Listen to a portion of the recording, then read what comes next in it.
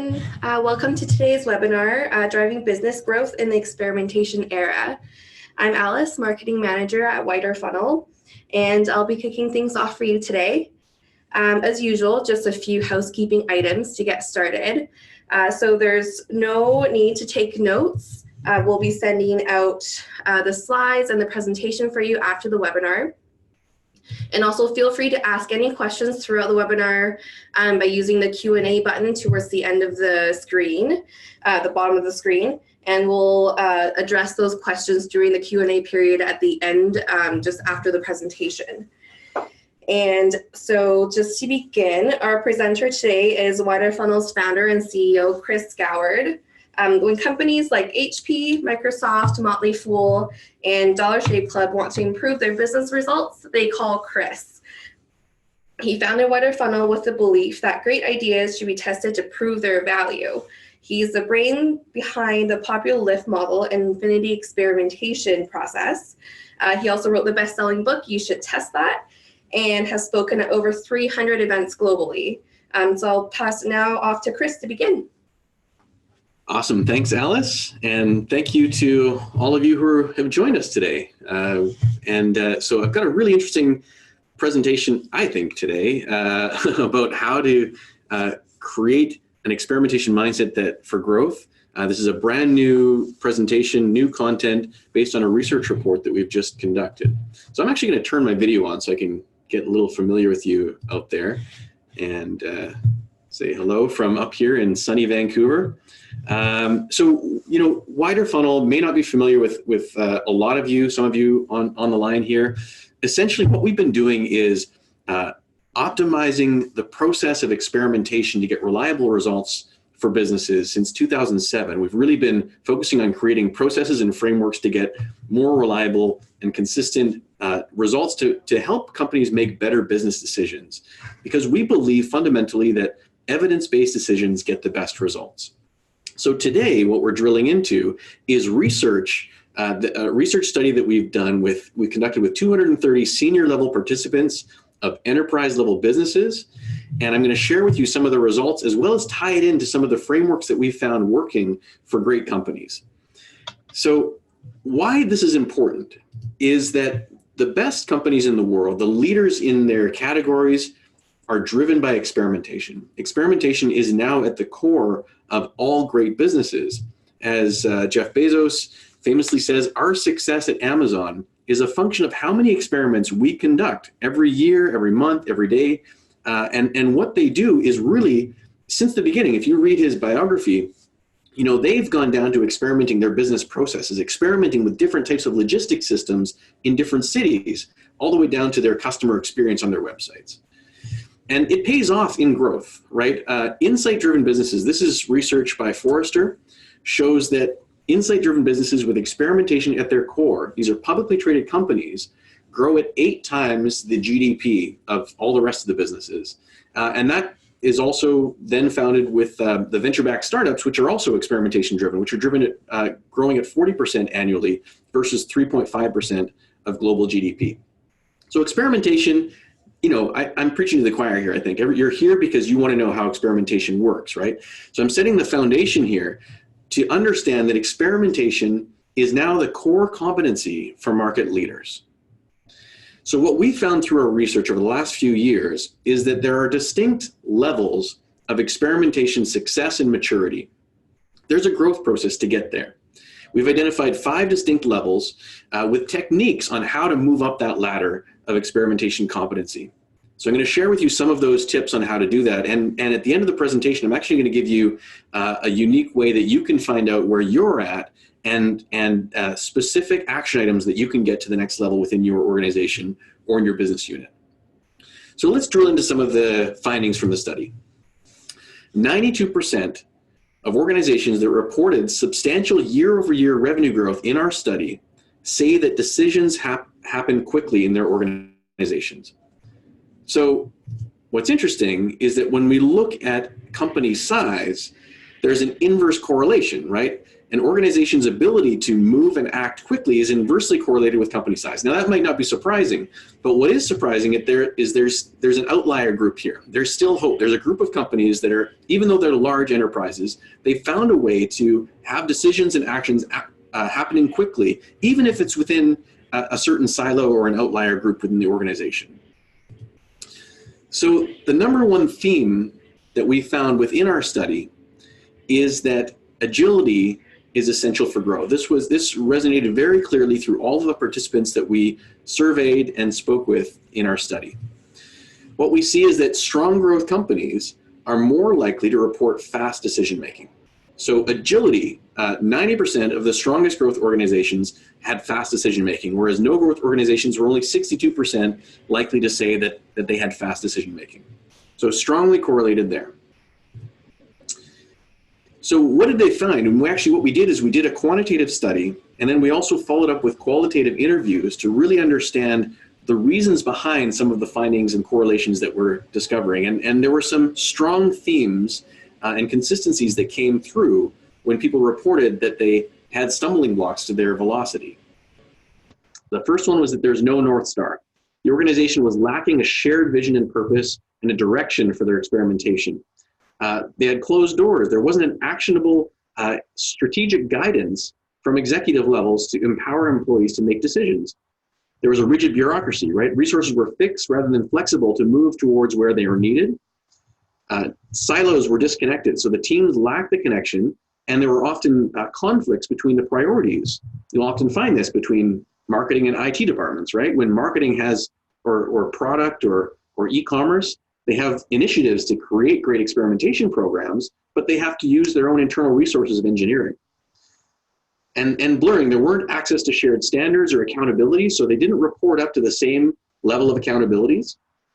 There were slow cycles of decision-making, so many approvals needed and roadblocks to making decisions. And then technical immaturity, so manual workflows were the norm rather than automation. Now, what we see is that all of these barriers relate to what we're finding as the categories of success that are needed to be in place to create a great experimentation competency. So we've identified that there are 5 components that you need to have in place to create a great experimentation competency throughout your organization. And they are process, accountability, culture, expertise, and technology. Now, by process, what I mean is this is the way people coordinate their efforts. So it's the organization that allows experimentation to happen seamlessly and smoothly, which is challenging in a lot of companies because experimentation actually spans multiple departments in almost all cases. And so you have to have that kind of process to streamline that alignment. Accountability is important to show how the program is measured, both at the experiment level, at the program level, and at the organizational level. And then culture is shared beliefs that support the experimentation principles so that everyone understands that experimentation is critical to getting great results and reliable decisions. Expertise, having the right talent and experimentation capacity in place. And then technology, the tools that enable customer insights and testing at scale. So you need all of these components in place at a high level of maturity in order to maximize your velocity. And I'll share with you later how to identify where those barriers are based on the theory of constraints. So first, what you need to do is plan your team structure for agility. So there are various ways to plan your structure of your team, and there isn't necessarily one right way to do things. It depends on a few factors that I'll outline for you. So in general, though, there's 3 general approaches to how to structure your team. The first is a decentralized approach. So often when a company's started, they'll start with centralized approach. Sometimes more mature companies are decentralized, but essentially what it means is that in a decentralized organization, experimentation is dispersed throughout the organization without a central oversight control. On the other hand, a very centralized program is where one central team owns and executes all of the experimentation within the company or the business unit.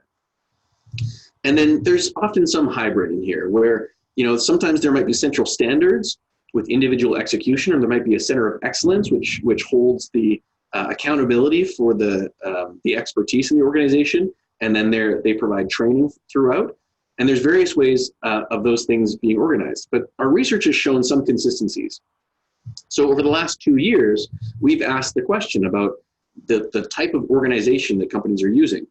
Now, last year, we were really drilling into the levels of maturity in organizations to find out what are the characteristics of those. And we found very strongly that highly mature experimentation programs were much more likely to use a hybrid approach, where there's some centralized and some decentralized capacities. And this year, we were drilling more into the level of growth of organizations. And what we found was less differentiation. They were much more likely to be decentralized in fast growth organizations, but still the hybrid approach was edging out the other options. So how do you decide what's the right organization for you? There's a few factors to consider. So let's look at them. How do you decide on a team structure? Number one is the level of talent that's available. So if in your organization or in your area, say in your headquarters or your locations, is there a large talent pool that you can easily access that has the expertise in experimentation, strategy, and design and execution? If so, then that'll help you weight towards a decentralized approach, because you know that most of your teams will have access to that kind of talent. Are specialized knowledge and expertise required within individuals within the business unit? So for example, if it's a very specialized technical product and you need specialized expertise, then you might also want to decentralize so that each business unit has their own level of expertise running and driving and planning their own experiments. The budget allocation. So this is really a cultural decision that's already been made in your organization. How are budgets allocated? If budget decision-making is very centralized, then you might want to align your experimentation controls to be more centralized as well. It'll make it easier for decision-making. The traffic volume. If you've got lower website traffic, then that often makes a case for more centralization, so that one central planning unit can maximize the insights that you get overall from that limited traffic. In the cultural aspect, so larger organizations often are averse to failure a bit more. And then sometimes they'll want to have a more centralized approach. So there's more control and less variability, and people are less likely to go sort of rogue and try things that maybe they shouldn't. Now, there's actually an alternative argument to this as well, though. Often we find that large organizations like to have central control, they're risk averse, but that's often one of their biggest downfalls. That's their Achilles heel. So often we're finding a lot of success with large enterprises creating a silo, which is then becomes sort of this new incubator for this new way of approaching business. So they create this beacon of insights, we're calling it, where within this business unit or within this smaller team, they're able to shield that new culture of experimentation from the older culture within the organization. And the benefit to that is it delays, at least, or helps to resist the gravitational pull towards the old organizational waterfall decision-making structure. We saw this very clearly with one of our clients, which is HP Instant Ink.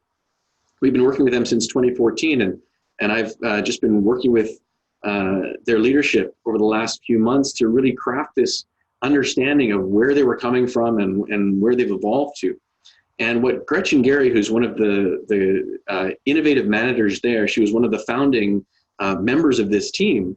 She said actually to me that, you know, one of their success factors was that they created a silo that allowed them to have innovative, fast-moving experimentation without getting bogged down in the larger organization resources. So they pulled us in. They hired Widerfunnel in 2014 to start this program and innovate along with them to optimize the experiences as well as product features within HP Instant Ink. And actually HP, since then, in parallel, has created their own Experimentation Center of Excellence program. So back in 2015, they started an HP proper to create this program with an individual champion. And since then, they've now evolved their program management, their technology, and also dispersed this experimentation globally and now have a center of excellence. They're taking this kind of hybrid approach. And it's been successful for them, where they've actually started now moving their maturity stage from, you know, 0 level maturity back in the day, now moving up to 2015, 2017, and 2018 up to level 3. And they're continuing to push the needle in their experimentation maturity. So the second theme that we found in our research is the importance of accountability. So this is, you'll remember, the second component of the experimentation packet: process, accountability, culture, expertise, and technology. In our research this year, accountability came out loud and clear as a critical component of fast growth organizations. What we found is that fast growth organizations reported that 54%, they were 54% likely to have an overall evaluation criteria versus slow growth organizations, which were less likely. Now, what is an overall evaluation criteria? Often companies don't have that. It's a fairly advanced topic and method, but the best organizations do have this in place. And what it means is that it's often a blended, weighted combination of metrics that aligns the experiment results with the long-term business goals. So it ensures that any experiment, no matter what the individual experiment goal is sanity checked against a predictive metric for long-term business growth, not just the individual metric. So for example, often people are trying to experiment to improve something like average order value or bounce rate, God forbid, or add to cart rate, or even conversion rate, right, on an e-commerce site. Or maybe it's page views if you're a publishing site, or it could be many other kinds of metrics. But if those individual metrics that you're trying to optimize have a perverse effect on the overall value to the business, you could actually be hurting the business by measuring that individual micro conversion. If you're measuring the wrong thing, you can get the wrong results, right? So this OEC, what it does is it allows you to make sure that there's one metric that every experiment now uses to drive towards overall success in the business. So 4 criteria of a good OEC if you want to develop these. One is that the blend of metrics should be predictive of long-term growth in the business and success. It should be difficult to manipulate so that you can't get perverse effects. It should incentivize the right set of actions in the business, and it should be sensitive to detect the effect, right? You don't want to necessarily, like if you were just measuring long-term business growth, well, it would take a long time to measure the effect of an experiment. So what it needs to be is a very sensitive metric that's reliably predictive of long-term growth. So think about the types of metrics you might have. So say, for example, an e-commerce goal tree, where the ultimate goal is profitable revenue, right? And that's split into revenue per visitor and the number of visitors. The revenue per visitor is split into average order value, the number of orders, and it goes down into a tree of the micro conversions that you're measuring along the way. But you can imagine that if you were to, say, optimize for, add to cart rate, or even average order value, or even revenue per visitor, but if it also decreased the experience and that positive experience metric was now harmed, or returning visitors was harmed, then you can actually create a negative effect on the long-term business growth. So by having a blend of metrics that balance each other out, you can create reliable outcomes from your experimentation. Okay, the other alternative, though, is that if you have enough data in your company, you may be able to do some analytics to find out this one true north metric that is indicative of long-term lifetime value and success from your customers. So for example, a lot of innovative startups have done this. Airbnb, for example, realized that if they optimize for the number of nights booked per guest, what they do is they create a habit for each guest that every time they look for a getaway or a stay or even a business trip, they'll automatically think of Airbnb, and they're more likely to become a long-term customer. Slack realized that if they get their company customers over the tipping point of 2,000 messages, they're much more likely to become long-term clients. And then Pinterest realized that weekly active repinners, if they can get them back every week to repin, now it creates this habit loop. So these companies realize now they only have to optimize for that metric, and it's reliably shown predictively to drive business growth. And a lot of companies have found those individual metrics to optimize for. And what that does really is it helps to consolidate focus so that everyone's driving in the same direction. It's really easy to remember one thing that you're aiming for. But it takes a lot of data and analytics to find these true north metrics reliably. So there's another level that I sort of alluded to in terms of accountability, and that's going beyond just the experiment metrics. So the experiment level metrics show, you should be aiming for a true north or an OEC metric, but then you also need to have metrics for the experimentation program overall, and they should all align towards the company or business goals. So for example, if the company goal is to compete with Amazon for the sportswear category, for example, right? You're competing with Amazon, now that should bubble down to your experimentation program. Well, maybe based on the resources you have, you can aim for launching 12 experiments with a 60% success rate of having insights from the experiments, launching foreign community focused experiments, for example, which are an important goal for the business. And then that rolls down to your experiment level metrics. You want to increase your average order value, increase your purchases, and increase your revenue, right? Create found revenue.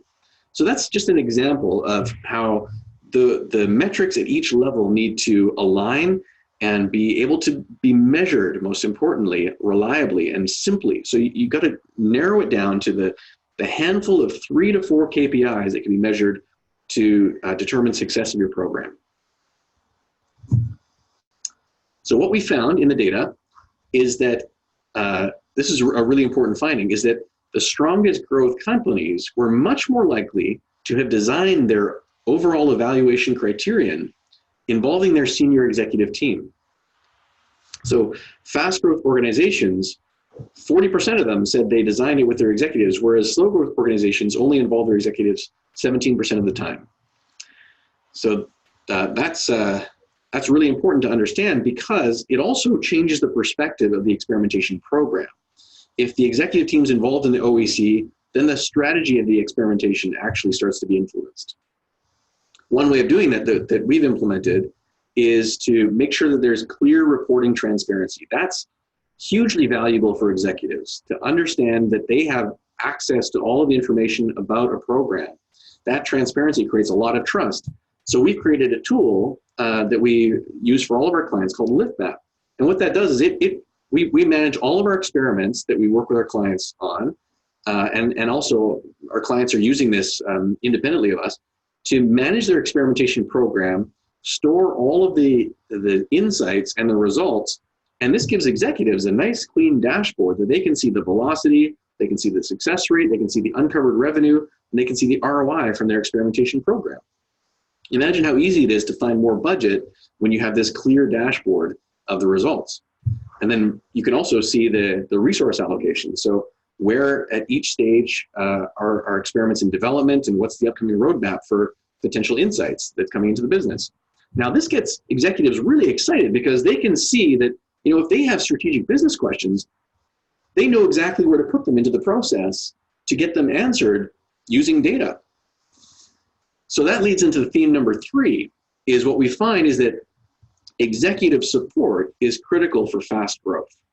Now, by creating that involvement, you can then foster executive support, which then leads to even faster growth. 80% of fast growth executives see the value or are fully bought into experimentation. So these are companies that we've determined are the fast growth segment. 80% of the executives in those companies are value or are fully bought into experimentation as a program. I'll let that sink in for a minute. Now, what I had alluded to a moment ago is that what that accomplishes is actually changing the perspective of experimentation. When executives are involved, they realize that this is a powerful way to confirm their decision-making and actually make more confident decisions. And what it does is it actually expands the scope of experimentation. So there's this concept of this explore versus exploit spectrum. Often it's thought of in terms of the innovator's dilemma, where successful organizations have a conflict between investing their scarce resources in proven returns. So they know if you've got a successful, profitable product, it's almost guaranteed that if you invest more in that product, in optimization or in marketing, you'll get a return, pretty consistent and reliable return. But using that same resource, you could then move it over into the exploration side, which is innovation. The return is much less likely, but the potential impact and benefit is long-term and potentially much greater. So what do you do with the scarce resources? Well, in a successful organization, it's tempting to put all of it into optimization, especially if you have short-term thinking. But when executives at the highest level are involved in experimentation, they're thinking more along the lines of innovation and product and what should be the next displacement of their product. So now the experimentation program starts to view its mandate broadly to look at how do we experiment and make confident business decisions on the innovation side. Now, we've done some research on this. We dug in and found that there's a study by BCG Henderson Institute, which shows that only 2% of companies are great at both exploration and exploitation, which is the optimization side. These 2% of companies are able to balance this long-term innovation view with the short-term efficient, profitable view. And they're some of the leaders globally in profitability.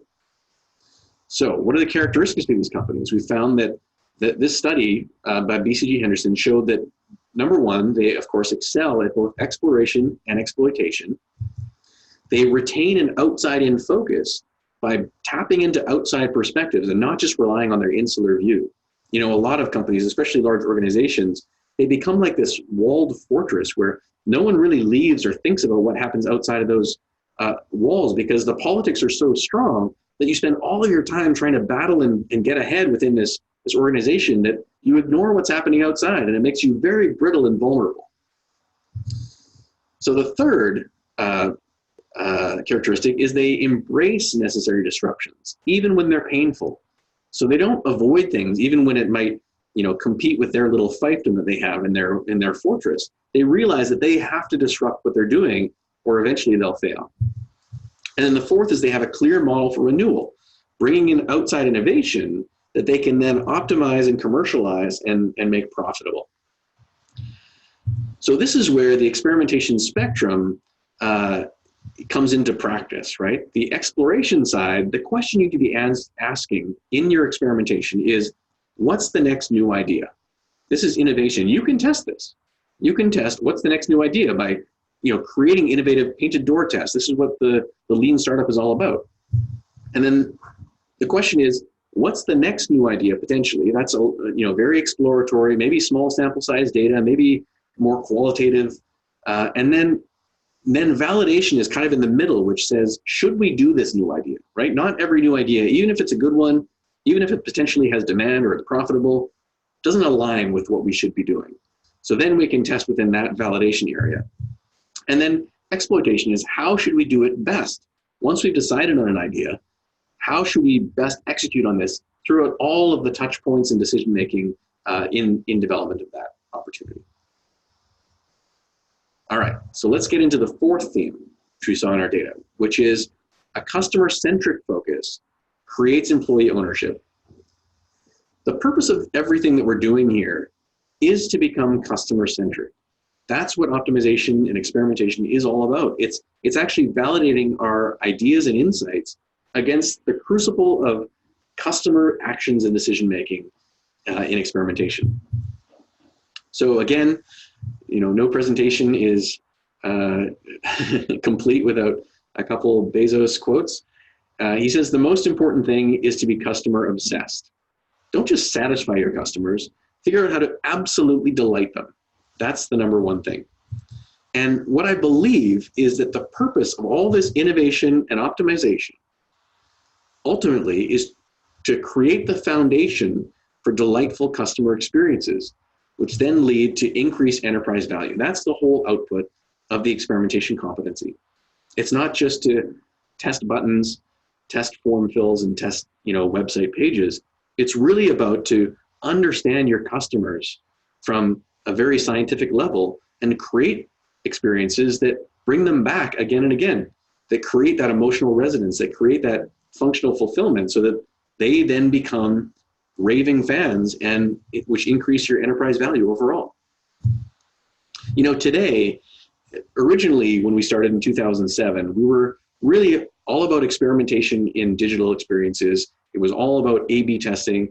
And today, experimentation is much more than that. Of course, we still execute a lot of A/B tests on digital formats, but now we're, in the last few years, really enriching that much more with in-depth qualitative interviews, with customer surveys, with NPS scores, with behavioral science studies. In fact, we've created a whole new behavioral science department in the last 3 years, and a new service called Motivation Lab, which really drills into the underlying limbic emotional drivers behind why people act. And you wouldn't believe how much amazing research comes out when you combine that qualitative perspective of emotion with the quantitative validation of experimentation. So what happens here is you've got these streams of customer research and experimentation where there are insights that feed out of every single one of those touch points and interactions, and then feed into the next potential experiment, whether it's qualitative or quantitative. And then when you have multiple streams of these touch points and research methods working together to tie those insights back and forth, you end up triangulating on a better version of the truth. So once you have a qualitative study that goes deep into the understanding of why people act the way they do, you can pull out little insights and then quantitatively validate whether or not those are true across a wide swath of people, which then you can validate in multiple different ways. That's the power of this, what I like to call the telephone wires diagram, is that these insights become stronger and stronger as they move through the process. And ultimately, it comes back to understanding the mindset of the customer.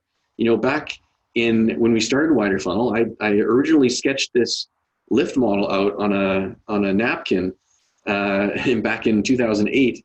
And really the why it's become so powerful and popular is that the whole purpose of the lift model is to help you get into the mindset of your customers, to understand when they're interacting with your business and with your customer experiences, they have their perception. And the more you can align with their perception, the better you can create experiences that resonate with them emotionally and functionally.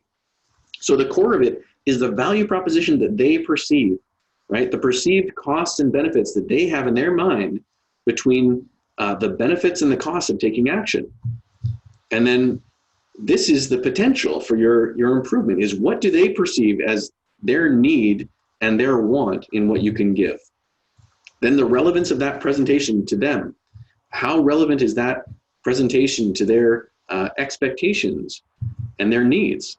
The clarity of the presentation. How obvious is that value proposition to them, and how quickly is it comprehended in terms of the words and the images and the implicit emotional codes that are on that page. Then the anxiety. What on the page is creating uncertainty in their mind about taking action? A distraction. Is there anything that's redirecting their attention from the primary message that you want them to have? And then the urgency. What is creating that sense of urgency for them to take action now? So if you understand really the power of that model, it's really in thinking through systematically the experience that your customer is having, wherever it is. And we apply this to every type of modality. And it's very powerful for all kinds of aspects of business decision making. So once you've got all these customer insights, another finding that's really powerful is that you can't keep them to yourself, right? The most powerful or fast growth organizations have knowledge sharing as a part of their culture. So they don't keep things to themselves, which is often the case in large enterprise with these silos that I talk about. But really they're open with information and they freely share it because they know that the more information they share, the more they're getting back, and the more that information compounds into insights. So 68% of fast growth organizations or I should say that fast growth organizations are 68% likely to say that they have a culture that encourages knowledge sharing. And, you know, we've developed a whole bunch of methodologies around all of these aspects of the PACET: process, accountability, culture, expertise, and technology. And one of the cultural aspects is really having practices that share knowledge, that inspire involvement, that educate people in what's happening in experimentation, and then inform them and keep them updated on how things are going. Inspiring is really important to start. It's where you create this spark of insights and inspiration. And often we're finding people, you know, bringing us in to create that kind of momentum and inspire based on case studies of what's happening in other organizations.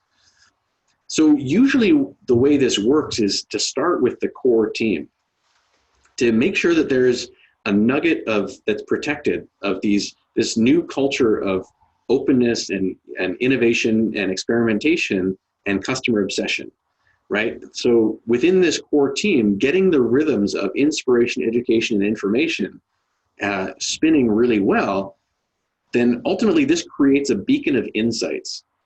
So those early wins and insights that you gather within that core team, you can then spread throughout the supporting teams. And it'll naturally happen. There will be supporting teams that you rely on to execute decision-making or execute running experiments. They're going to start get excited by the results and the insights that are coming out. And then ultimately beyond that, you create this program of involving other teams, the broader organization, and inspiring them with the things that are happening within this unit. So there's some practical techniques you can do in that area as well. So again, with a tool like LiftMap, I mean, there's all kinds of ways you can use your own internal tools to create this kind of a system, but we've created one that's purpose-built for experimentation. We've got a searchable insight database that's automatically built in through managing experiments with the tool. And it allows these insights to be shared throughout the organization. Another thing that's really cool is that when you can create an idea submission portal, which we have integrated with LiftMap, then everyone feels that they're involved, right? They can, at any point in time, submit an idea to the central experimentation council, for example, who then prioritizes. So within the tool, we've built in various prioritization methods like PI, which has become popular, prioritizing all the ideas that come in based on potential, importance, and ease. And that then anyone can go in at any point in time and see the roadmap of experiments, see why their idea has been prioritized or deprioritized, and then have a conversation about those factors. So why that's important is that organizations that have this kind of open knowledge sharing and team involvement in the program are more likely to feel a sense of accountability, personal accountability, and personal ownership. And why that's really important in culture is that once someone feels a sense of accountability and ownership, then they're more likely to go and solve a problem, right? And not pass it off to someone else as their job, or feel like, well, you know, those are the experimenters and insight people over there, but really feeling like, no, I'm part of this program, and I'm actually feeling like I can ask powerful questions and get answers using my own experimentation methodology.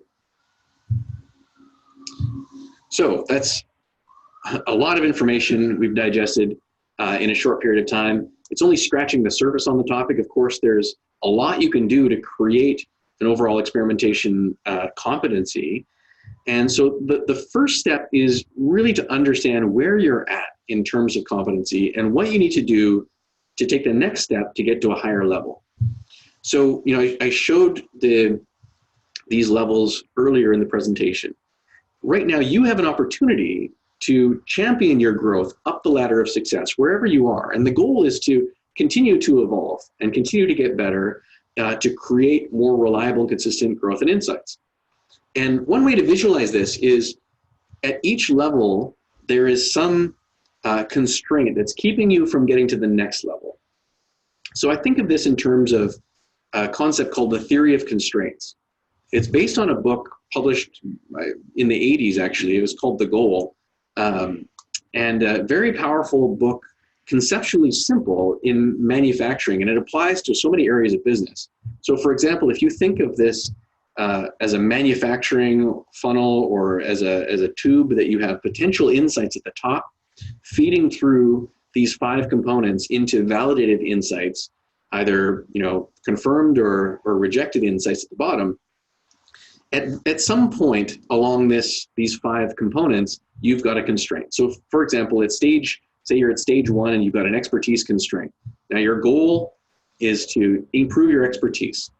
Once you do that, that constraint widens, and then you can funnel more potential insights through to be validated, and now something else becomes a constraint. So now in stage 2, maybe the process becomes a constraint, because you have to up-level your process to get to that next level of growth. Now, of course, your goal is to improve the process, to continue to widen that funnel. This is a never-ending and exciting opportunity to continue to grow in that level of maturity by identifying your challenges and the specific actions to implement to get to the next level. So we've actually developed a tool for doing this. It's called the PACET Audit. It's a service actually that is an assessment that we conduct with our clients to determine where they're at in the maturity scale and which of the 5 components are their biggest constraints, so that we can then create the services and the technologies and the program to widen those things in their process, accountabilities, culture, expertise, and technology. So I'm introducing that to you today because that's actually something that we can offer to you. So in terms of process, what we do is implement proven methodologies for reliable outputs. In terms of accountabilities, we help you to set the right experimentation and program evaluation metrics and put the structures in place to make sure that they're visible and transparent to the executive team and to your the whole organization. In terms of culture, we're delivering tools, methods, and materials to create enthusiasm and support for that insight-driven methodology. And in terms of expertise, of course, providing the services, right? We've always been an agency that creates outsourced center of excellence experimentation, but also training and enablement for A players to create the best team. And then for technology, auditing the technology, making recommendations, and connecting the right MarTech stack so you have a continuous flow of insights and experimentation. So what we're actually offering is that today, if this is something that resonates with you and is something that you need in your organization and you want to become that champion, we're actually offering an experimentation packet audit. So that typically what we do is that we'll go in and audit the business unit or the organization in terms of the experimentation program and where you're at in these 5 components, and create a roadmap for success. Now, normally that's 20,000 as I've showed here, but we're actually doing a limited time until the end of the year for half that amount, so that you can get in and give this a shot and at least have a roadmap that you can now move towards consistently improving your experimentation program, whether it's on your own to create that success or using a consultancy like Widerfunnels or whatever you want to do with that information. There'll be a ton of value for you to build your program. So to do that, you can simply email iwant@widerfunnel.com to request availability and scheduling, and we're able to get that mapped in and have a lot of success, like Michelle from Envoy, who said that she knows she can count on Widerfunnel not only to build experimentation, to run experiments that deliver results, but also to build the overarching program the right way from the beginning. So if you'd like that, we do have a few minutes for questions as well on this and whatever topics you have coming up. But if you'd like to take advantage of that, email us now, and we'll make sure to respond to you right away and get that going. All right, so I have some questions, a couple questions that have come in that I'll try to answer here. All right, let's see. So one of the questions is from James here. What are the most common agility blocks that you've seen, and how are they resolved? It's interesting. So in terms of agility can mean a lot of different things depending on the situation in the organization. So often agility blocks are cultural. So probably the most common thing is that there's some decision-making methodology that's in place that stops you from moving quickly and making fast decisions. And so the best thing you can do is to find a way to get executive level support and or to find a way to get around the roadblocks, perhaps by doing something similar to some of our clients that create skunkworks projects. So for example, if you can carve off a piece of your digital experience to create an individual program that kind of flies under the radar, then what you do is you start to build quick win successes, which then you can now use as firm evidence of the validity of this approach, which then you can use to sell in with more sort of weight behind it to get some of that. And then you find your champions in the executive level that can help to fight that battle for you. There are a few techniques to doing that. And actually, I wrote a blog post about that a few years ago now, which you can find on our website. If you Google Widerfunnel, the title was Becoming the Champion Your Company Can't Live Without. So you'll probably find it there. Otherwise, just email me and I can get you a link to that. Another question here from someone anonymous. It says, do you offer LiftMap software separately?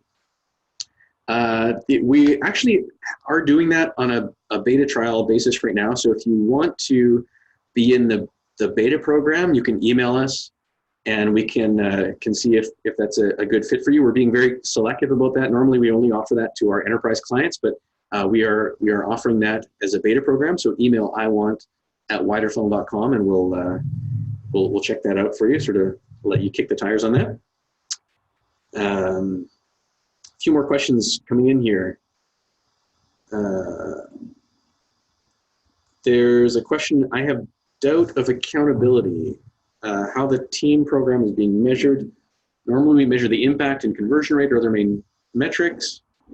But if we see those metrics after the tests are implemented, there are a lot of factors that can affect the conversion rate. Is it okay to only check the impact only when running the tests?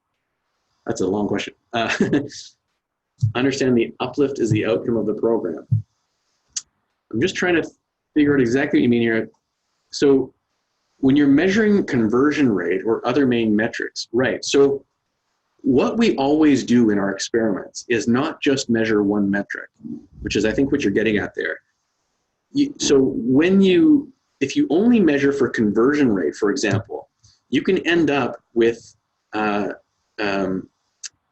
misleading result in some cases, because conversion rate is so one-dimensional. So we're often measuring many micro conversions, and then also you have to think about if you increase your conversion rate, for example, what happens on the return rate?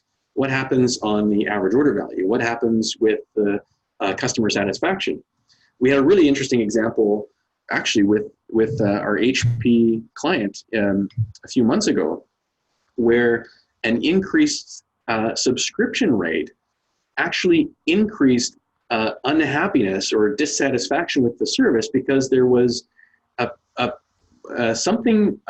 critical piece of information that became less prominent. And so people were signing up for something then they thought they were getting something a little bit different. And so it looked like a successful result. But if we hadn't been measuring the customer satisfaction afterwards, we would have missed a really, really important insight into that particular experience design, which then led us to create something even better that actually increased the conversion rate even more while maintaining customer satisfaction. So that's an example of why that OEC blend is really important.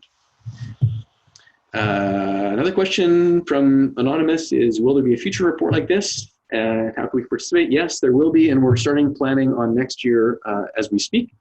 So if you'd like to be involved with that, just email us and we'll contact you and make sure you're involved in that research as well. Another question here from Juan Manuel says, you said at the beginning that some companies run thousands of experiments a year. how does that affect the results of the tests if you're running a lot of tests on the same page, or hurting or create false positives due to other tests?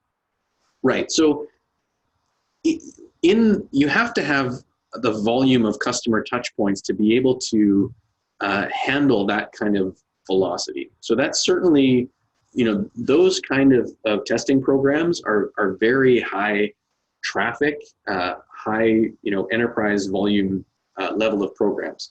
So to run that kind of a testing program, it actually takes a lot of sophistication, not only in making sure that your tests are controlled and that they run for the right amount of time and you get validity and you have enough sample size, but there's components within all five areas: process, accountability, culture, expertise, and technology. In the technology area, you have to have a lot of robust ways to keep your sample sizes, or keep your samples clean and reliable. You've got to make sure that you can run parallel experiments without polluting each other. You've got to have flags for stopping things if things go sideways. We've learned a lot by working with some of our these large enterprise companies, and they're often building their own tools that are testing tools that are baked into their technology and into their product, so that they have a much more deep set of metrics and flags that are built in for that. And so yes, there are all kinds of complexities to planning and executing that kind of a volume, and it doesn't happen overnight, right? So that's why there are those 5 levels of maturity. Is you have to build the processes and the technologies at every stage to handle the next stage of velocity. All right, so there's a bunch more questions coming in. Let's see, how do you connect an A/B test audience to a customer satisfaction audience? Yeah, that's a really good question as well. We've developed, especially when we look at our qualitative testing methodologies, for example, with Motivation Lab, I mentioned, it's within our behavioral science team, we've developed a user testing process that blends user testing, looking for UX problems and insights, with emotional frameworks to allow us to understand their emotional expectations and their emotional type. And so what we've developed are screeners to help us to identify the right target audience that matches the customer profiles and different segments. So you can, of course, go through your customer list and find representative customers. You can also look for potential representative customers by using emotional and psychographic screening, which is what we do. And we've developed some pretty advanced screening methodologies. One of the most important steps in user testing is not just taking the blanket panel that comes with, sort of off-the-shelf online user testing, because those often are professional user testing participants. They're not necessarily the ones that represent your customers, and they're not in the market for your product, likely. So are they really answering questions from a representative perspective? And usually they're not. And so it's very difficult and very important to find the right representative emotional context and product need in your behavioral sample. Another question, what challenges do you see with large multinational companies with many stakeholders all over the world, and how can that be decentralized to be overcome, or can that be decentralized? Yeah, so actually we're very experienced with this. We've, in 2010, I created an organization that is now called Global Optimization Group. What it is a network of companies similar to Widerfunnel, who are the leaders in experimentation in their individual company. And we've created a joint venture so that we can service large multinational global companies with aligned frameworks, methodologies, and perspectives on experimentation.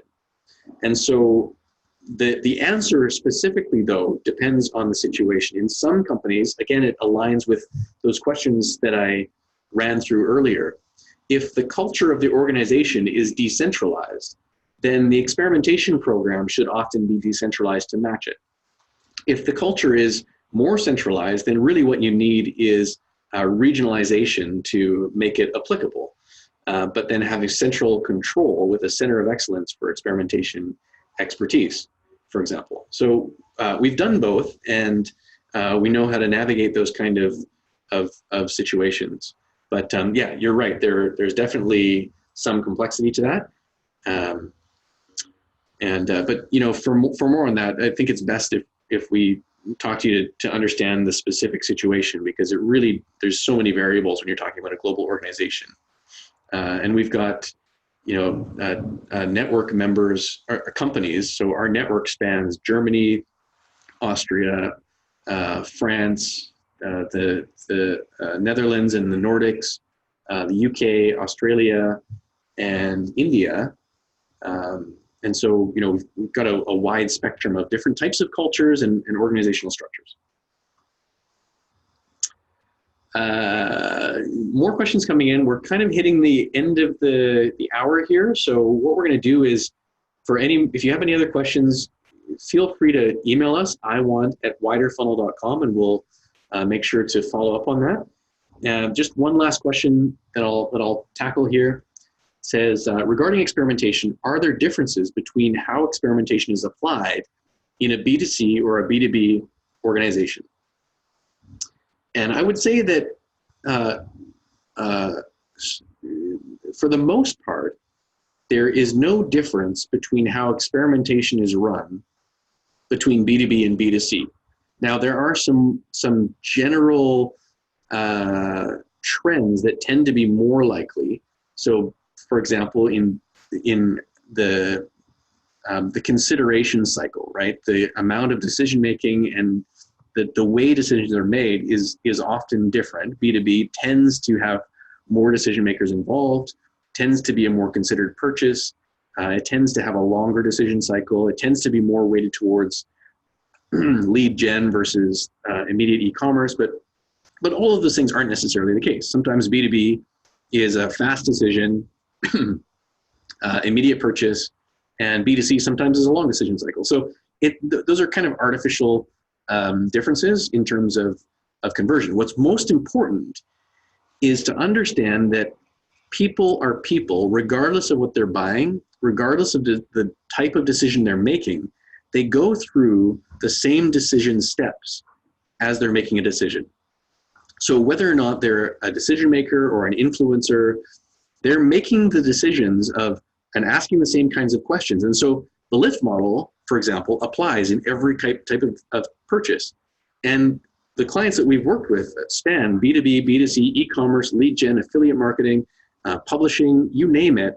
What we've done is to try to keep a broad perspective on the types of companies so that we can then actually bring ideas from different types of industries across to your industry, for example, to try things that maybe haven't been tried before and often are innovative, because most people only look at their immediate competitive set to try to get ideas for how to improve their business. And that's really limiting. And so it's actually more valuable to look across the aisle at different types of industries to find how they're answering similar kind of UX problems and conversion funnels. All right, so we're out of time here, but I really appreciate all the questions and your participation. So again, if you are interested in having a PACET audit in your company, go ahead and email us. And if you have any follow-up questions as well, it's iwant@widerfunnel.com. And we will talk to you again soon.